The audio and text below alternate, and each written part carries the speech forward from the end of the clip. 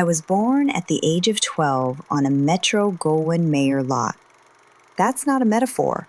That's the most accurate sentence I ever said about my own life. I said it to a reporter from the Minneapolis Sunday Tribune in 1951, and I meant every word. Frances Ethel Gum from Grand Rapids, Minnesota, ceased to exist sometime around 1935 when Louis B. Mayer decided I would be Judy Garland, and Judy Garland was a product he had manufactured and intended to keep manufacturing for as long as it was profitable. He called me his little hunchback. This was a term of endearment in his accounting.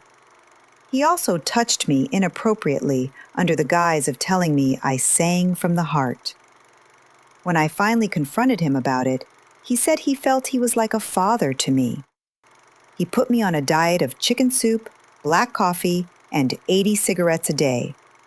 He gave me Benzedrine to keep me awake and Seconal to knock me out, and then more Benzedrine to wake me up again. They'd give us pep pills, I told an interviewer years later.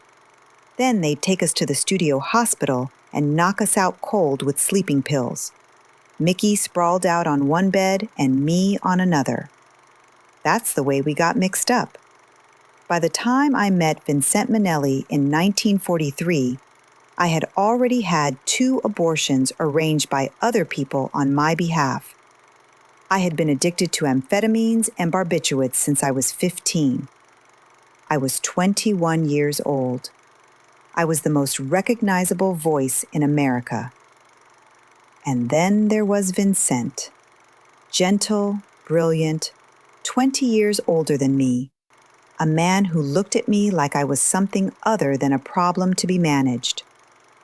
I want to tell you about the marriage, what it really was. Not the studio version, the love story, the 2 geniuses, the perfect Hollywood couple who gave the world Liza.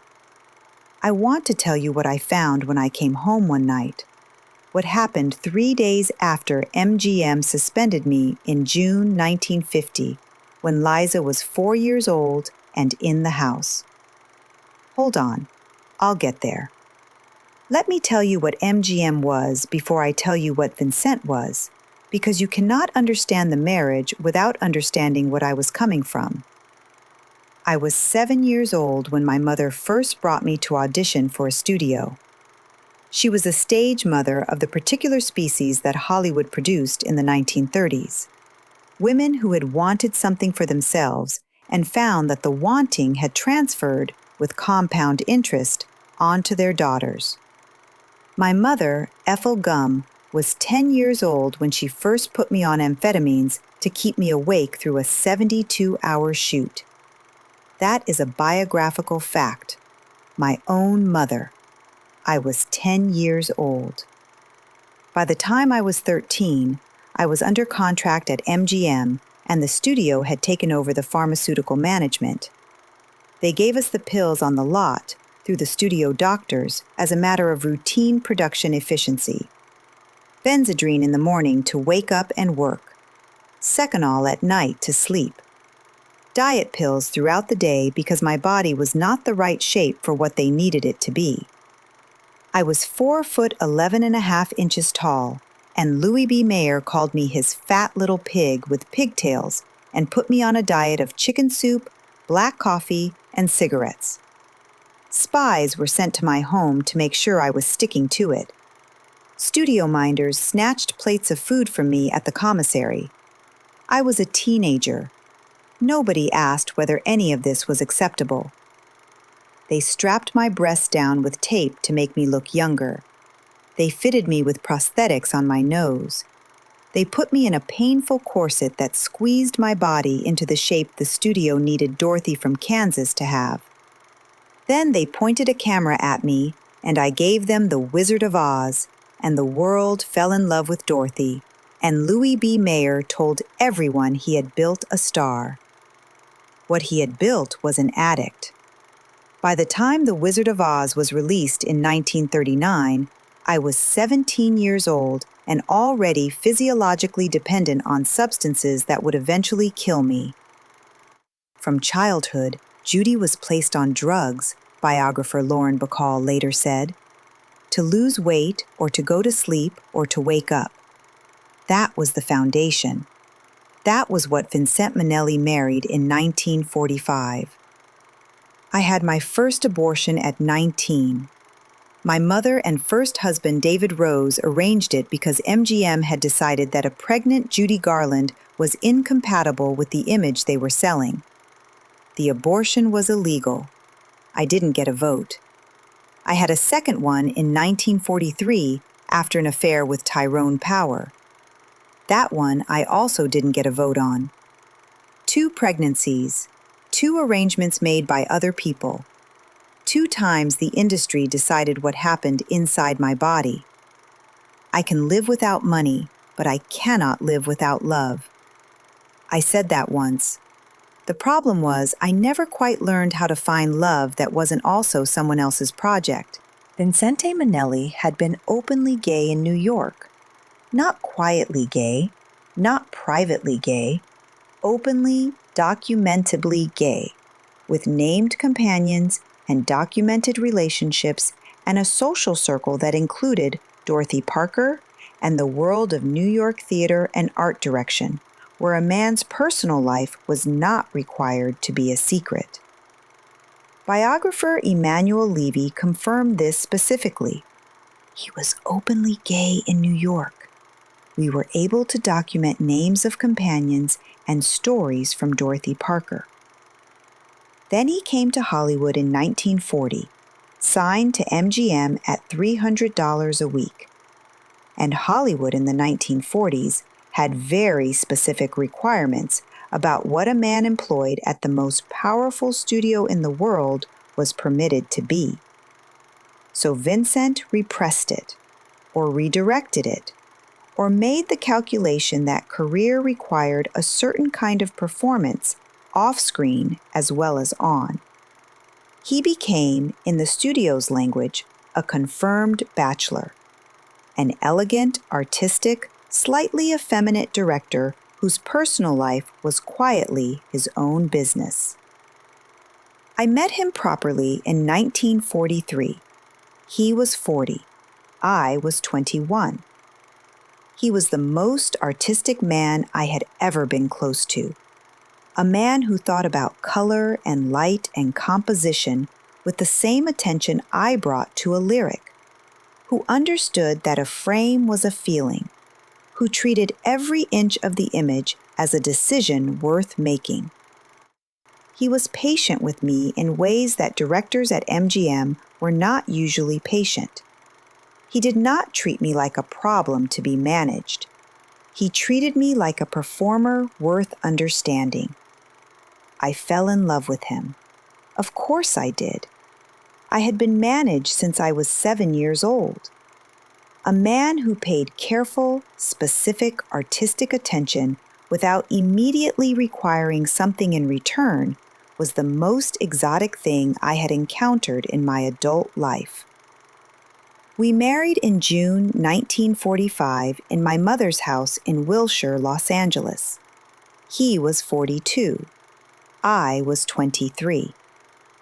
The 20-year age gap was noted by the press and then filed away because in Hollywood in 1945, a 20-year age gap between a man and a woman was not noteworthy enough to pursue. The entourage around us observed, according to later accounts, that strange couple made of an elder, effeminate director and a young, troubled star. That was how they saw us. That was not how I saw us. What I saw was a man who could make films like Meet Me in St. Louis and The Clock, and who had decided, for reasons I accepted without fully understanding, to make them with me. What I didn't see clearly enough, not yet, was the shape of what he needed the marriage to be. He had left New York and made himself into something the studio could use. I had been made into something the studio could use since I was 10 years old. We were 2 people who had been remade by the same industry for different purposes. I thought that meant we understood each other. It meant we had the same wound.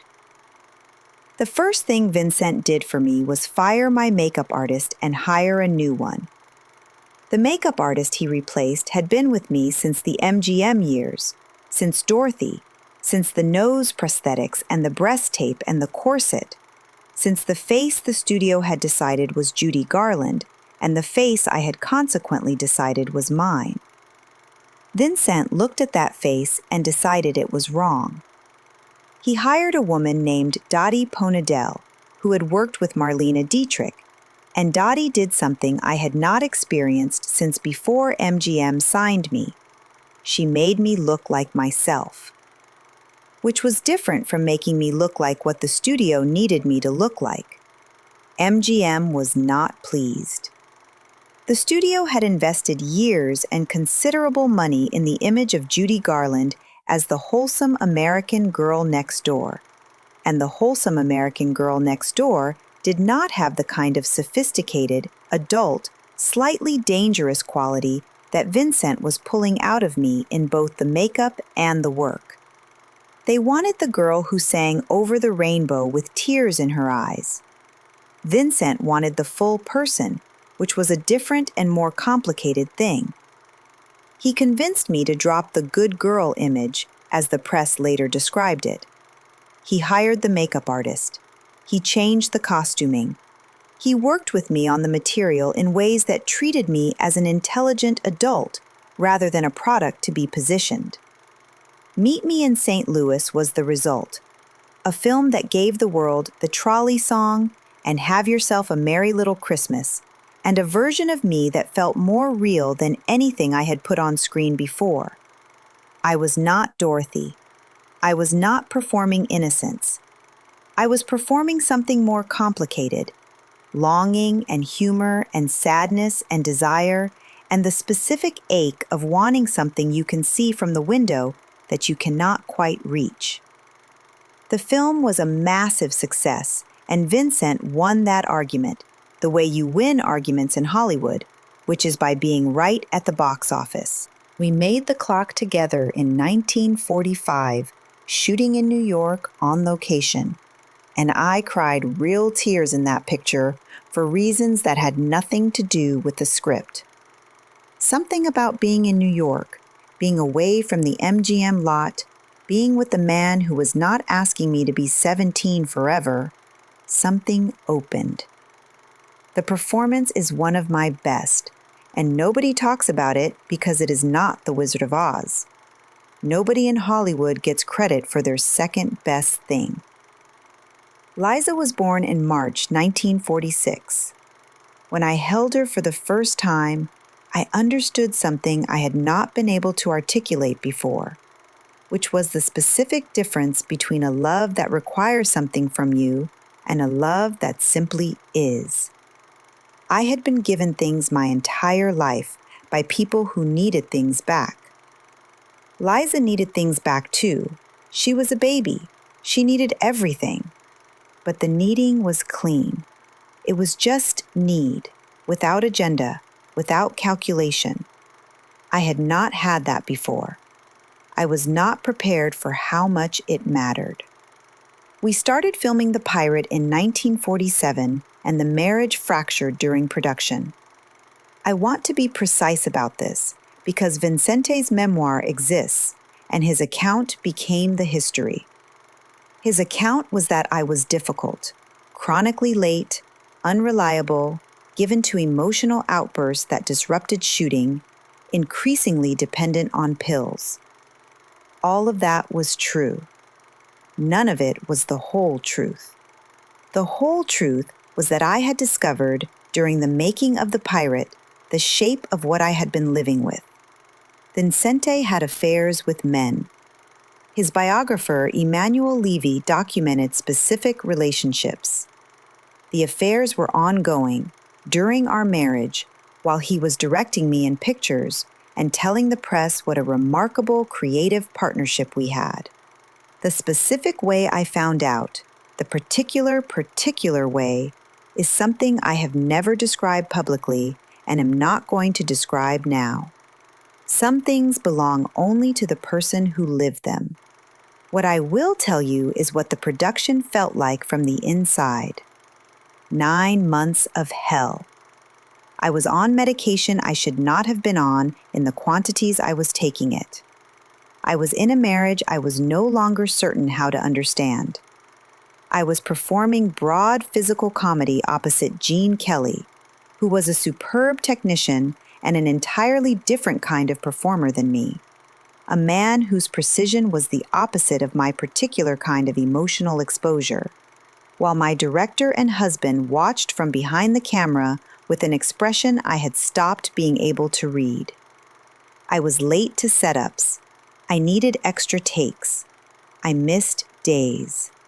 The studio was furious. Vincente was professionally patient and personally somewhere I could not reach. The film came out in 1948 and it was not a success. Critics found it excessive. Audiences found it strange. I received mixed reviews. For the first time in my career, Vincente wrote in his memoir with the specific grace of a man who had constructed a careful account of his own life. As director, I should have found a better way to manage the turbulence. He said it like the turbulence had been weather, like it had arrived from outside and affected us both equally. He was a brilliant director. He was not a man who could give a full account of his own part in what had happened. In 1949, MGM fired me from Annie Get Your Gun for what they called instability and tardiness. Louis B. Mayer, who had 15 years earlier put me on Benzedrine so I could work 18-hour days, now described me to the trades as a girl whose problems were getting in the way of the production. He had millions tied up in me, he said, and he needed me to work. He had built the dependency and was now using it as evidence of my failure. I have spent considerable time thinking about the accounting there. I found him with another man. I am not going to elaborate on the circumstances because the circumstances are private, and whatever Vincente's failures as a husband were, they belong to our marriage and not to the public record. What I will tell you is what I did afterward, because what I did afterward is documented, written about by people who were there, and is part of what I am. I tried to end my life. This is in the biographies. Sid Luft, who became my third husband and who was present for more of my disasters than any reasonable man should have been, wrote about it in his memoir, Judy and I, My Life with Judy Garland. He wrote about finding me. He wrote the specific sentence that describes what he saw. When Judy came out in her short white lace negligee, her arms were in front of her, and she said, "Look, darling, what I've done." That is the sentence. That is what June 1950 looked like from the inside of it. What I want you to understand is the sequence of what had happened to get me there. I was 28 years old. I had been on amphetamines since I was 10 or 13, depending on which biographer you trust. I had given 2 pregnancies to other people's schedules. I had given 15 years to a studio that called me their fat little pig with pigtails. I had spent 6 years in a marriage with a man I genuinely loved, who could not give me the specific thing I most needed, which was a love that did not require concealment to survive. And when I found out the specific shape of what I had been living with, when the concealment became visible, I did not scream, and I did not call my lawyer, and I did not do the thing that women in films do when they receive devastating news. I went looking for something that would make it stop. The pills were already there. They had always been there. MGM had installed them at 10 or 13, my mother before that, and they had been available to me ever since. And the specific thing I reached for in that moment was not a mystery or a surprise to anyone who had been watching my life. At times, I have been pretty much a walking advertisement for sleeping pills, I said in my later years. Even though pills come on doctors' prescriptions, as mine did, they can be a tremendous strain on the nervous system. I said that with the dry humor that was my primary defense against the things I could not say directly. I was talking about that night. I was always talking about that night. On June 16, 1950, MGM suspended me. I had been with the studio for 15 years. 15 years of films and hit records and sold-out tours and being the most recognizable voice in America. 15 years of the pills they gave me and the abortions they arranged and the image they managed and the corset they put on me when my body was inconveniently human. 15 years of making them an extraordinary amount of money. The official reason for the suspension was unreliability. I was late to sets, I was missing days, I was, in the industry's careful language, difficult. I had already been fired from Annie Get Your Gun the previous year. I had been fired from Royal Wedding that same June for tardiness and absenteeism. I had, to be fair, given the studio considerable evidence that I was no longer able to function at the level they required. What the industry did not print was this. They had made me unable to function at that level. The dependency that was causing the lateness and the missed days and the erratic behavior was the dependency they had installed when I was a child, managed for 15 years through their own studio doctors, and now being used as a reason to terminate my employment. They built the trap and then fired me for being in it. 3 days after the suspension, I hurt myself. Sid found me. I came out in my white negligee and I said, "Look, darling, what I've done." That's the whole sentence, not deeply enough to be fatal, not as a strategic gesture, not as a performance, not for attention. As the action of a woman who had run out of other options. Sid Luft wrote about it. The biographers have written about it. What none of them have gotten entirely right is the specific quality of exhaustion that preceded it. Not despair exactly, but the cessation of the particular effort required to continue. I had been making that effort since I was 7 years old. I was 28. The effort stopped. Liza was 4 years old. She was in the house. I recovered. Vincente and I announced our legal separation in December 1950. The divorce was finalized on March 29, 1951. Liza stayed with me. She was 4 years old, and she stayed with me. And I want you to understand what it meant to me to be trusted with a 4-year-old child at that particular moment in my life. She was the reason the effort resumed. Months later, I stood on the stage of the London Palladium, and the audience was on its feet before I finished the first song. And I understood, standing in that light, that there was still something left. Hollywood thought I was through, I said afterward. Then came the wonderful opportunity to appear at the London Palladium, where I can truthfully say Judy Garland was reborn. I was 29 years old. Frances Gumm had been dead since she was 12. But Judy Garland was still there. She was always still there. That was the specific cruelty of the situation. She was always still there. Vincente Minnelli won the Academy Award for Best Director for Gigi in 1958. An American in Paris won Best Picture in 1952. Gigi won Best Picture in 1958, plus Best Director for Vincente. Two of his greatest films.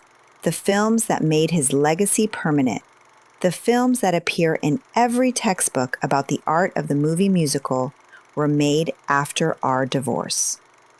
Some directors do their best work when they are no longer responsible for anything except the work. He married 3 more times. He had another daughter, Christiane, with his second wife, Georgette Magnani. He continued directing until 1976. He died in Beverly Hills in 1986 at 83 years old of emphysema and pneumonia.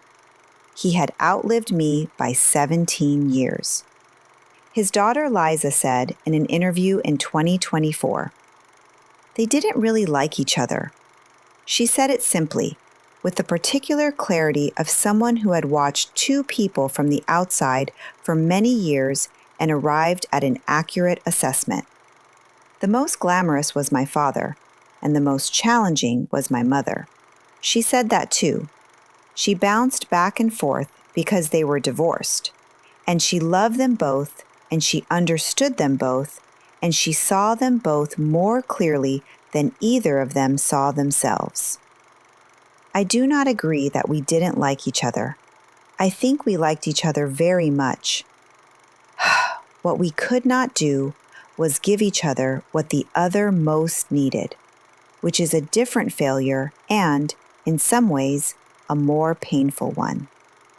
You can protect yourself from someone who dislikes you. You cannot protect yourself from someone who loves you in the wrong direction. I was fired from MGM on June 17, 1950, 15 years after they signed a 13-year-old girl from Grand Rapids and gave her a new name and a new face and a daily regimen of Benzedrine and cigarettes. The termination letter cited unreliability. The Academy of Motion Picture Arts and Sciences nominated me for Best Actress for A Star is Born in 1955, my comeback film, the film I produced with Sid Luft, the film I made 3 years after they said I was finished. I lost to Grace Kelly for The Country Girl. Groucho Marx said it was the greatest robbery since Brinks. I thought about MGM when he said it, and I laughed, the way I always laughed, which was the only dignified response to an industry that had been robbing me since I was a child. Liza described her childhood in one sentence in an interview, and the sentence is so accurate that I have nothing to add to it. She said, "I was used only to screaming attacks or excessive love bouts, rivers of money or no money at all, seeing my mother constantly or not seeing her for weeks. That was what I gave her." The excessive love bouts were real. I loved Liza with everything I had, with the specific ferocity of a woman who had had 2 pregnancies terminated before Liza arrived and who understood in her bones what it meant to have a child she got to keep. The screaming attacks were also real. The rivers of money and the no money at all were also real. I had extraordinary earning power and a complete inability to manage what I earned, which is what happens when nobody teaches you about money because the people managing your money are also managing everything else about you. The weeks of not seeing her were real too. She said something else about performing with me on stage at the Palace Theater in 1951, when she was 5 years old and I brought her out to take a bow with me at the end of the show. One minute, I was on stage with my mother. The next moment, I was on stage with Judy Garland. One minute, she smiled at me, and the next minute, she was like the lioness that owned the stage and suddenly found somebody invading her territory. The killer instinct of a performer had come out in her. I know which moment she means. I remember it from the inside. The thing that happened when I was performing was not a transformation exactly. It was more like a clarification. Everything became simple and true in a way it was not simple and true off stage. The dependency and the failed marriages and the studio and the abortions and the depression and the specific weight of everything I had been carrying since I was 7 years old. None of it existed in front of an audience. What existed was the voice and the song and the 50,000 people in the room and the specific feeling I described once as wanting to reach out and take 40 million people in my arms. Liza felt me become that person in the middle of a stage when she was 5 years old, and she has been chasing that feeling ever since. She became extraordinary. An EGOT. A Carnegie Hall, a cabaret that is one of the finest performances ever put on film. She became what I had been, and more, and she did it without the MGM apparatus and without the mandatory Benzedrine, and with a clarity about herself that I never quite managed to sustain. She also, as the biographers noted, searched for love in patterns that resembled mine. 2 of her 4 husbands were gay, the same way 2 of my 5 husbands were gay. The biographers called this a search for a father figure. I call it the specific inheritance of a woman raised by a mother who could love completely and show up incompletely, who could fill a theater with feeling and empty a room at home. Liza learned what love felt like from me, which was large and real and not always safe to be near. She looked for that feeling. That is not her failure. That is mine, passed down. I married for the 5th time in March 1969. His name was Mickey Deans. He was 35, I was 46. We had met in 1966 when he delivered a package of stimulant pills to my hotel room dressed as a doctor. That is how he entered my life. Dressed as a doctor, delivering stimulants at my hotel room door.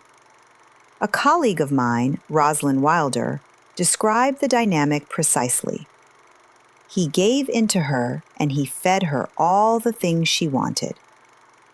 I want you to sit with that image for a moment, because it tells you everything about the last years of my life. The pills that had started at 10 and never stopped. The men who arrived in connection with the pills. The specific shape of the need that the original need had produced. We had dated on and off for 3 years before the wedding. On and off meant exactly that.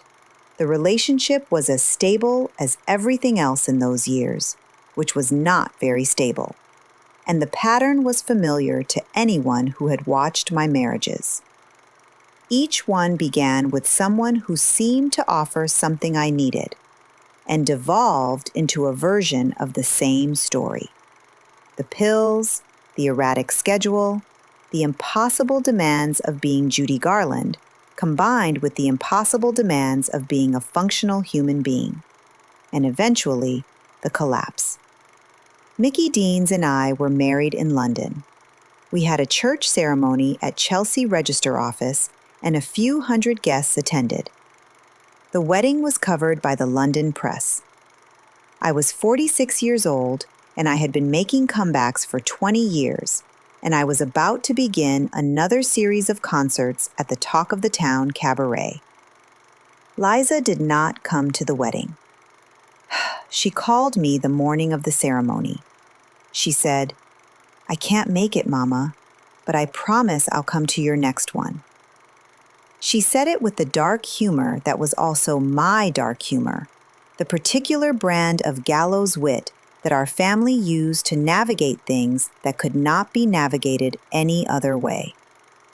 Behind every cloud is another cloud. I said that once. If I am a legend, then why am I so lonely? I said that too. Liza was my daughter in the way that mattered most, which was the humor. The humor was also the armor. We wore the same armor, and we both knew it. and the knowing of it was its own kind of intimacy. I died 3 months after the wedding. Mickey found me on the bathroom floor of our rented house in Cadogan Lane, Chelsea, on June 22, 1969. He went to wake me for tea. The door was locked. He broke it down. The London coroner, Dr. Gavin Thurston, listed the cause as barbiturate poisoning, quinabarbatone, incautious self-overdosage, accidental. The autopsy also found cirrhosis of the liver. Unsurprising, the coroner noted, given the pattern of consumption over many years. The day I died, there was an F2 tornado in Kansas. I did not find this out until later, because I was otherwise occupied. But I choose to believe that somewhere in the accounting of the universe, somebody has a sense of humor. Vincente Minnelli and I produced some of the greatest work in the history of the movie musical, and one of the greatest performers of the 20th century. That is the ledger's credit side, and it is real, and I am proud of it. The debit side is also real. A marriage built partly on concealment.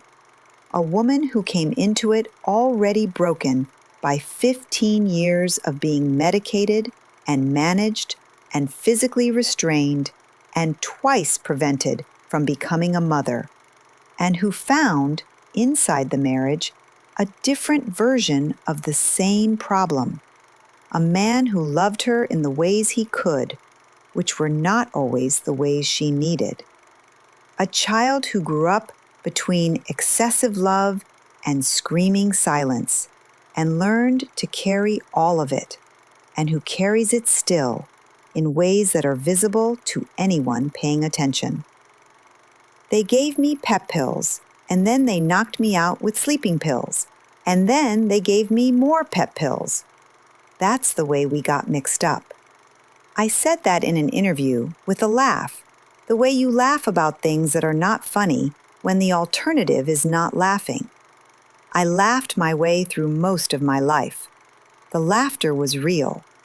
The things underneath it were also real. How strange when an illusion dies. It's as though you've lost a child. I said that. I meant it about MGM. I meant it about each marriage.